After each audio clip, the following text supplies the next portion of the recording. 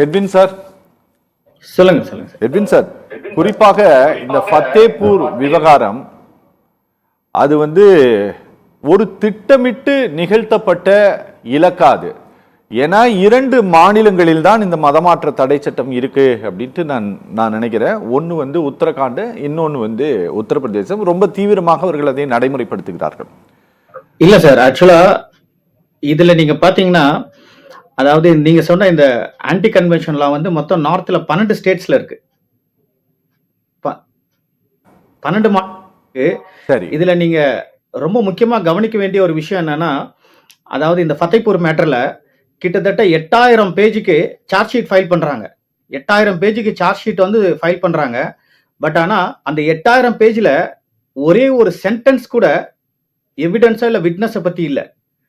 அதுதான் இந்த கேஸோட ஒரு முக்கியமான ஒரு பகுதி. இன்னொரு முக்கியமான பகுதி எதுனா, இந்த கேஸோட ஜட்ஜ்மெண்ட் நீங்க பாத்தீங்கன்னா, அதாவது ஃபாதர் விமல் சொன்ன மாதிரி இட்ஸ் வெரி கிறிஸ்டல் கிளியர். அதாவது இந்த கேஸ் ரொம்ப கிறிஸ்டல் கிளியரா ஜட்ஜ்மெண்ட்ல அவர்கள் சொல்லியிருக்கிறார்கள். என்னன்னா 3 காரியம். ஒன்னு article 19 freedom of speech and expression, ஒவ்வொருவருக்கும் பேசுகிற உரிமை இருக்கிறது என்பதை சுப்ரீம் கோர்ட் உறுதிப்படுத்தி இருக்கிறது. 2வது ஆர்டிகல் 21, அதாவது protection of life and personal liberty. 3வது freedom to practise, profess and propagate. இது 3மே சுப்ரீம் கோர்ட் தன்னுடைய ஜட்ஜ்மெண்ட்ல ரொம்ப தெளிவா சொல்லியிருக்கிறாங்க. இதுல இன்னொரு டேட்டா நான் உங்களுக்கு கொடுக்க விரும்புறேன் சார். அதாவது எங்களை எப்ப பார்த்தாலும் கிறிஸ்துவர்களை நார்த்ல நீங்க மதம் மாத்துறீங்கன்றாங்க. ஆனா நான் டேட்டாவோட நான் பேச விரும்புறேன். 1951 நீங்க சென்சஸ் நீங்க பார்த்தீங்கன்னா 2.3 தான் கிறிஸ்டியன் பாப்புலேஷன். 2011 நீங்க சென்சஸ் பாத்தீங்கன்னா, கடைசி சென்சஸ் அப்பதான் எடுக்கப்பட்டது. அதுலயும் பாத்தீங்கன்னா 2.3. ஓகேங்களா? 1951ல நாங்க 2.3 தான், 2011லயும் நாங்க 2.3 தான். ஆனா எங்கள் மீது சுமத்தப்படுகிற ஒரு பழி எதுனா, அதாவது மதம் மாற்றுகிறோம் என்று சொல்லி. ஆனா மதம் மாற்றுகிறோம் என்று சொல்லி ஒரு பொய்யான ஒரு காரியத்தை எங்கள் மேல போட்டு அந்த சட்டத்தை, அதாவது ஆன்டி கன்வர்ஷன் பில்ல அவங்க எதுக்கு பயன்படுத்துறாங்கன்னா, கிறிஸ்டியன்ஸ் அட்டாக் பண்றதுக்காக அவங்க பயன்படுத்துறாங்க. அதை சுப்ரீம் கோர்ட் ஜட்ஜ்மெண்ட் எழுதியிருக்கு. அதாவது இசிஐ விசுவாசிகளை தாக்குவதற்காக இந்த எஃப்ஐஆர் ஃபைல் பண்ணப்பட்டிருக்கிறது. அதே நேரத்தில் இசிஐ விசுவாசிகளை மனரீதியாக அவர்களை கொடுமைப்படுத்துவதற்காக இந்த எஃப்ஐஆர் ஃபைல் செய்யப்பட்டிருக்கிறது என்று சொல்லி ஆன்டி கன்வர்ஷன் லா சார் பயம்புத்துறது சார். இது அதே சட்டம் இருக்கிறது அப்படிங்கிறதுனால்தான் இப்ப சமீப நாட்கள்ல கூட போய் அட்டாக் நடந்துட்டு இருக்குதுங்க. இப்ப நீங்க சொல்றபடி 12 மாநிலங்களில் இந்த ஆன்டி கன்வென்ஷன் லா இருக்கு அப்படின்னா, அந்த எந்த மாநிலங்கள்ல எல்லாம் இருக்குதோ அந்த மாநிலங்கள்ல தான் இந்த அட்டாக் நடக்குது. இப்ப இந்த ஃபத்தேபூர் விவகாரத்தை பொறுத்தவரை சார், 90 பேர் மதமாற்றம் செய்யப்பட்டதாக எஃப்ஐஆர்கள் பதிவு செய்யப்பட்டிருக்கு. இதுலதான் நீங்க சொன்னீங்க 8000 பக்கத்திற்கு குற்றப்பத்திரிகையை தாக்கல் செய்திருக்கிறார்கள். இது என்னன்னா, சுப்ரீம் கோர்ட்டுக்கு நீங்க இந்த வழக்குக்கு போன பிறகு இந்த குற்றப்பத்திரிகை தாக்கல் செய்யப்பட்டிருக்கு. ஆனா ஒரே ஒரு ஆதாரத்தை கூட அந்த 4 புலனாய்வு விசாரணை அமைப்புகளாலுமே எஸ்ஐடி ஸ்பெஷல் இன்வெஸ்டிகேஷன் டீமாலையும் சமர்ப்பிக்க முடியல. அப்படியா சார்? ஆமா, ஒரே ஒரு விட்னஸ், அதாவது either physical R electronic witness. இவங்க திருப்பி அந்த அலூட்மெண்ட் வேர்டுக்கு வரான்னு பாத்தீங்களா? சோ நாங்க அதுதான் கேட்கிறோம். நாங்க யார போய் நாங்க அலூட்மெண்ட் பண்ணோம்? நீங்க ஆன்டி கன்வர்ஷன் லா பாத்தீங்கன்னு வச்சுக்கீங்களா, அது செக்ஷன் 4 கிளாஸ் 2 நீங்க பாத்தீங்கன்னா, அந்த அலூட்மெண்ட்ன்ற வேர்டுக்கு ஒரு டெஃபினிஷன் இல்ல. சரி, இப்ப நீங்க ஒருத்தருக்கு உதவி செய்றீங்கன்னு வச்சுக்கீங்களா, அது ஒரு அலூட்மெண்டா பாக்குறாங்க. இப்ப இந்த கிறிஸ்துமஸ் நாட்கள்ல கஷ்டப்படுறவங்களுக்கு, குளிர்ல இருக்கிறவங்களுக்கு ஒரு பிளாங்கெட்டை கொடுத்தா அது ஒரு அலூட்மெண்ட்ன்றாங்க. ஒரு கிஃப்ட் ஒரு அலூட்மெண்ட்ன்றாங்க. அலூட்மெண்ட்டுக்கு ஒரு எக்ஸ்பிளனேஷனே இல்ல. சரி சரி சார், இந்த எட்வின் சார் எனக்கு ஒரு விஷயம் சொல்லுங்க. இந்த உத்தரவு வந்த பிறகு உத்தரப்பிரதேசத்தில் இப்பவும் அட்டாக் நடந்திருக்குன்னு வச்சுக்கோங்களேன், ஏதாவது மாற்றங்கள் இருக்கிறதாங்க? இல்ல சார், எந்த அதாவது இந்த உத்தரவு வந்த பிறகு அது நீங்க நேற்று கூட பாத்தீங்கன்னா, அதாவது யூபி பரேலியில ஆலயத்திற்கு வெளியே, ஒரு கத்தோலிக்க திருச்சபைக்கு வெளியே ஒரு குறிப்பிட்ட மதத்தினுடைய அவர்களுடைய மதத்தின் பகுதி பாடுறாங்க. ஓகே. ஆனா ஒரு விஷயத்த நான் ரொம்ப தெளிவா இந்த இடத்துல சொல்ல விரும்புறேன். சரி, இந்திய சுவிசேஷ திருச்சபை எவாஞ்சலிக்கல் சர்ச் ஆஃப் இந்தியா ஒட்டுமொத்த இந்தியாவுக்கும் அதாவது இந்த தீர்ப்பின் மூலமாக கஷ்டப்படுகிற, கொடுக்கப்படுகிற, அடிக்கப்படுகிற போதகர்களுக்கு, விசுவாசிகளுக்கு ஒரு நம்பிக்கை கொடுத்திருக்கு. அதுதான் ரொம்ப முக்கியம். அதாவது நீங்க கொடுக்கப்படுகிறீங்கன்னா நீங்க உங்களுடைய குரலை நீங்க எழுப்பலாம். அதுக்குன்னு போரம் கமிஷன் இருக்கு, கோர்ட் இருக்கு. நீங்க அங்க உங்களுடைய குரலை எழுப்பும் பொழுது நீங்கள் நீதியை நிலைநாட்டம் இந்திய சுவிசேஷ சபையானது ஒட்டுமொத்த இந்தியாவுக்கும் ஒரு செய்தியை கொடுத்திருக்கு. சார், இந்த வழக்கில், இந்த ஃபத்தேபூர் வழக்கில் எத்தனை பேர் அரெஸ்ட் ஆனாங்க சார்? எவ்வளவு நாள் ஜெயில இருந்தாங்க சார்? அதுல எவ்வளவு பெண்கள், எவ்வளவு பேர் 18 வயதுக்கு உட்பட்டவர்கள் சார்? அதாவது நீங்க எஃப்ஐஆர் 224 நீங்க பாத்தீங்கன்னா கிட்டத்தட்ட 55 பேருக்கு மேல வந்து எஃப்ஐஆர்ல மென்ஷன் பண்ணிருப்பாங்க. சரி. குறைந்தது 45 பேர் சிறைச்சாலையில இருந்தாங்க. இப்ப எங்களுடைய இசிஏ போதகரே நீங்க எடுத்தீங்கன்னா, எங்களுடைய இசிஏ போதகர் விஜய் மசி அவர்கள் கிட்டத்தட்ட 8 மாதத்திற்கு மேலாக சிறையில இருந்தார். 3 முறை நான் சிறையில போய் பார்த்துட்டு வந்தேன். ஆமா. இதை தவிர்த்து பெண்கள் உள்ள இருந்திருக்கிறாங்க. இதை தவிர்த்து திருச்சபையினுடைய வயதான விசுவாசிகள் ஜெயில இருந்திருக்காங்க. சோ இப்பேற்பட்ட கடினமான ஒரு காலத்திற்குள்ளாக நியர்லி ஒரு 7-8 மாசம் அவர்கள் கடந்து செல்ல வேண்டிய ஒரு நேரமாய் அது காணப்பட்டது. ஏன்னா இது வந்து நான் பெயிலபிள் கேஸ், அதனால இல்லையா? நான் பெயிலபிள். ஓ, ஆனா அவங்களால ஒரு எவிடன்ஸ ப்ரொடியூஸ் பண்ண முடியல. அவங்களுடைய சார்ஜ் ஷீட்லயோ அல்லது ப்ராசிக்யூஷன்லயோ ஒன்ன கூட ப்ரொடியூஸ் பண்ண முடியல.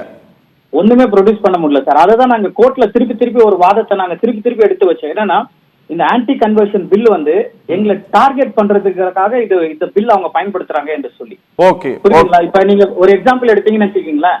24ஆம் தேதி நைட்டு டெல்லியில உள்ள சிஎன்ஐ சர்ச் ஆஃப் ரிடெம்ஷன்ல நாட்டினுடைய நம்முடைய பாரத பிரதமர் அவர்கள் 30 நிமிடம் அதாவது அந்த கிறிஸ்துமஸ் சிறப்பு ஜபத்துல ஆராதனைகளை கலந்து கொண்டாங்க.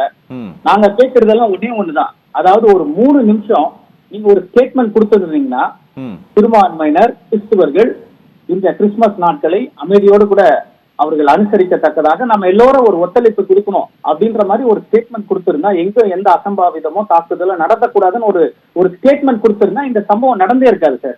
இன்னொரு நான் ஒரு காரியத்தை இந்த சத்தியம் டிவில நான் பதிவு பண்ண விரும்புகிறேன். With proper source, United Christian forum, அதாவது 23 டிசம்பர், அதாவது நம்முடைய உள்துறை அமைச்சர் அமித்ஷா அவர்களுக்கு ஒரு கடிதத்தை எழுதியிருக்கிறார்கள். அந்த கடிதத்துல பாத்தீங்கன்னா கிட்டத்தட்ட ஜனவரியிலிருந்து இந்த ஆண்டு மட்டும் 2025ஆம் ஆண்டு 2025ல இந்த ஆண்டு மட்டும் ஜனவரியிலிருந்து இன்று வரை நீங்க பாத்தீங்கன்னா 834 இடத்துல கிறிஸ்துவர்கள் தேவாலயங்கள் தாக்கப்பட்டிருக்கிறது. It's a documented fact.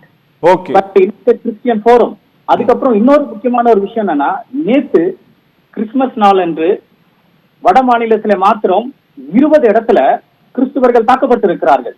EFI general secretary கிட்ட நான் இன்னைக்கு ஈவினிங் நான் அவரோடு கூட பேசும் பொழுது அவர் பகிர்ந்து கொண்ட ஒரு காரியம், விஜய் ஸ்டாலா 20 இடத்துல தாக்கல்கள் நடத்தப்பட்டிருக்கிறது. ஓகே, புரியுதுங்களா? 2014க்கு முன்னாடி நீங்க பாத்தீங்கன்னா, அதாவது இருந்த அந்த இன்சிடென்ட் வெறும் 100க்கு கீழே தான். ஆனா இப்ப நடக்கிற இந்த இன்சிடென்ட் பாத்தீங்கன்னா ஒரு ஆண்டிலே கிட்டத்தட்ட 1000 கிட்ட டச் பண்ற மாதிரி இருக்கு. Okay okay okay okay okay பேசலாம். எட்வின் சார் ஏதாவது சொல்லணுமா? ஆமா சார். அதாவது 2 காரியத்தை நான் பதிவு பண்ண விரும்புறேன். நம்முடைய சகோதரர் பியூஷ் அவர்கள் ரொம்ப தெளிவா சொன்னாங்க. அதாவது we have to take a counter action சொல்லிட்டு அதற்கான சட்ட ஆலோசனையை நாங்க ஏற்கனவே ஆரம்பிச்சிருக்கோம் சார். எங்களுடைய ஃபர்ஸ்ட் வைஸ் பிரசிடென்ட் பிஷப் கதிரொலி மாணிக்கம் அம்மா அவர்கள் இதுல பர்சனலா என்கிட்ட இந்த கேஸ்ல அவங்க ரொம்ப என்கரேஜ் பண்ணி இதை நீங்க விடாம ஃபைட் பண்ணனாலே இந்த மேட்டர்லயும் நீங்க கண்டிப்பா சுப்ரீம் கோர்ட்ல திருப்பி நீங்க போயிட்டு நம்முடைய வாதத்தை எடுத்து சொல்லி, அதாவது 8 மாதம் சிலர் 10 மாதம் தேவையில்லாம ஓகேங்களா ஒரு ஃபால்ஸ் அலிகேஷன் கம்ப்ளைண்ட் மேல ஜெயில இருந்துட்டு வந்திருக்காங்க. சோ அவங்க மீது நீங்க நடவடிக்கை எடுக்கணும்ன்ற மாதிரி சொல்லியிருக்காங்க. சட்ட ஆலோசனையும் நாங்க மேற்கொண்டிருக்கிறோம். அதே நேரத்தில் இன்னொரு காரியத்தை நான் சொல்ல விரும்புறேன்.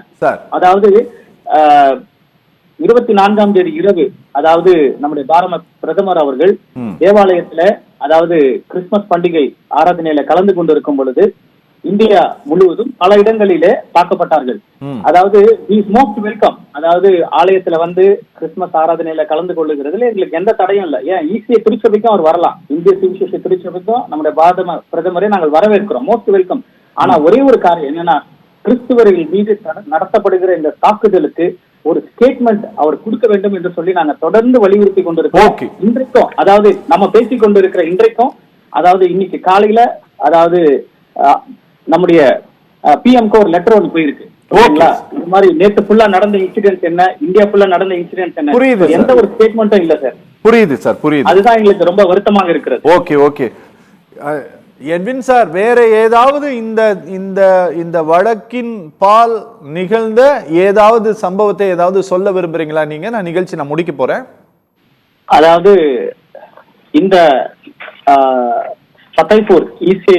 ஃபத்தேபூர் ரிலேட்டடா பாத்தீங்கன்னா, அதாவது ரெண்டு காரியங்களை நான் வந்து இந்த இடத்துல பதிவு பண்ண விரும்புறேன். ஒண்ணு வந்து இசிஐ திருச்சபை ஒட்டுமொத்த இந்தியாவில் உள்ள கிறிஸ்துவர்களுக்கு, பாதிரியார்களுக்கு, அதாவது கிறிஸ்துவர்களுக்கு, அதாவது இந்த ஒரு வெற்றி மூலமாக ஸ்குவாஷிங் ஆஃப் 4 FIR, மற்றபடி கேரண்டி ஆஃப் ஆர்டிகல் 19, 21, 25 மூலமாக, அதாவது இந்த நாட்டுல மத சுதந்திரம் இருக்கிறது என்பதை இசிஐ ஒட்டுமொத்த இந்தியாவுக்கும் இந்த கேஸின் வெற்றி மூலமாக ஒரு செய்தியை கொடுக்கிறது. ரெண்டாவது வந்து we will never let our pastors and our vision go. அதாவது எங்களுடைய ஊழியர்கள், எங்களுடைய விசுவாசிகள், எங்களுடைய தரிசனத்தின் மீது எப்பொழுதும் நாங்க இருப்போன்றத இந்த ஒரு சட்ட போராட்டத்தின் மூலமாக நாங்கள் நல்ல ஒரு செய்தியை கொடுத்திருக்கிறோம். இன்னொரு காரியத்தை நான் சொல்றேன் சார். என்னன்னா, அதாவது தமிழ்நாட்டினுடைய முதலமைச்சர் நேற்று, அதாவது எக்ஸ் பக்கத்துல ட்விட்டர்ல அவங்க சொல்லியிருக்காங்க, minority should live without fear. ஓகேங்களா, minority should live without fear என்று சொல்லி அவங்க ட்விட்டர் பக்கத்துல போட்டிருக்காங்க. அதாவது இந்த தேசத்திலே சிறுபான்மையினர் பாதுகாப்பாக பயம் இல்லாமல் வாழ வேண்டும் என்று சொல்லி. அப்படின்னா பெரும்பான்மையாக இருக்கிற மக்கள் அதாவது பாதுகாப்பாக இருக்க வேண்டும். நான் சொன்னது போல 834 இன்சிடென்ட், ஓகேங்களா, இந்த ஆண்டு மட்டும் நடந்திருக்கிறது. அதுல சராசரியா பாத்தீங்கன்னா ஒரு மாதத்திற்கு 69 இன்சிடென்ட்ஸ் நடக்குது. சராசரியா 69, எல்லாம் வெரிஃபைடு இன்சிடென்ட். அதனால இது உடனடியாக நிறுத்தப்பட வேண்டும்.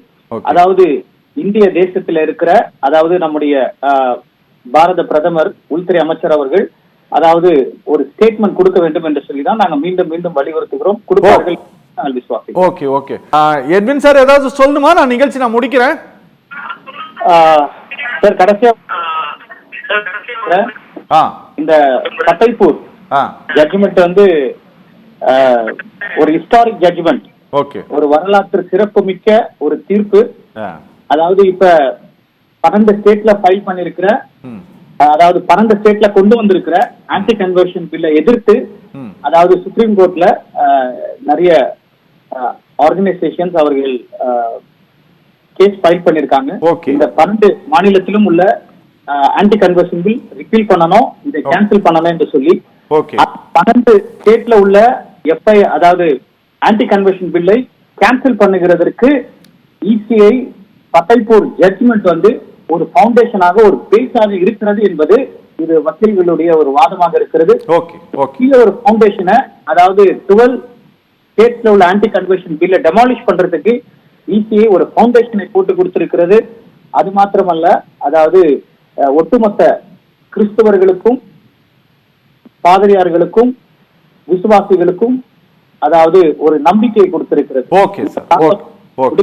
பிடிக்கப்பட்டால் சட்டத்தை உங்களுக்கு வெற்றி கிடைக்கும் என்று சொல்லி எங்களுடைய இந்திய போதகர்களோடு கூட, விசுவாசிகளோடு கூட, எங்களுடைய தரிசனத்தோடு கூட இன்றும் இல்ல என்பதை எங்களுடைய பிரதம பேராயர் பிஷப் கதிரொலி மாணிக்கம் அம்மா மூலமாக இந்த சத்திய வாயிலாக நான் தெரியப்படுத்துகிறேன்.